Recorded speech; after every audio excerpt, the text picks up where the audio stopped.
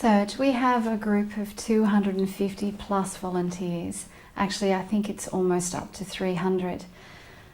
In the corporate world or in the world of business, it's sometimes difficult to get a management team of 4 together to actually be unified and pull together to produce something.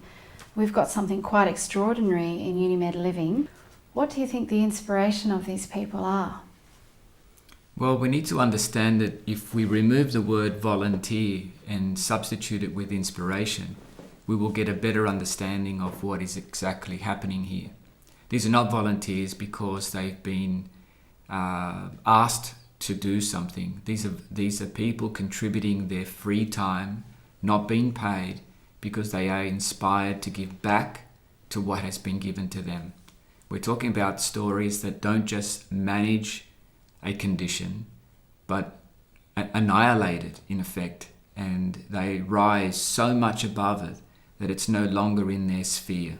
These are people who don't just give up drug addictions, cutting, alcoholism, abuse. These are people that it is no longer part of their life, and not only that, they are living very vibrant, joyful, and contributing life to society. Whereas once upon a time they were so hurt that they were contracted, held back, and not participating in life, other than getting through it through the means of abuse that they needed to quell the hurts that they were carrying. So it's not volunteers. These people are inspired to give back from the joy that they live today, and it's not an arousal. It's a responsibility of feeling that they've been given something immense. They can feel the immensity of it, and they're choosing to give back.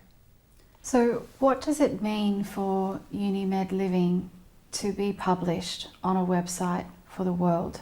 Why is that important that these 250 plus volunteers tell their story or give back, share information about certain subjects that they have lived through themselves? Why is that important?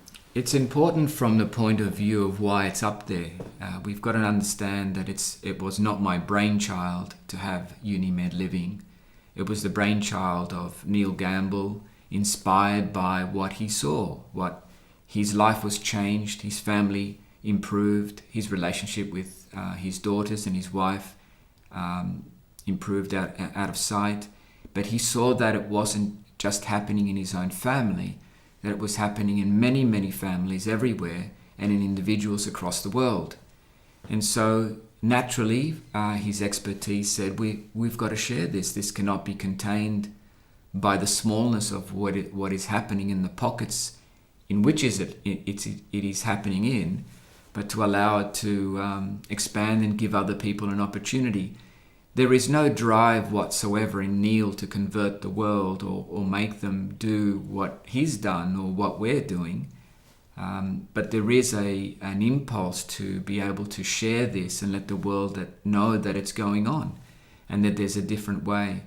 We are experiencing life against the current trends of illness and disease, and this needs to be shared. If the world is looking for an answer in lifestyle choices, things that sustain themselves and not just fads that come and go, then we are living proof of the fact that this can happen.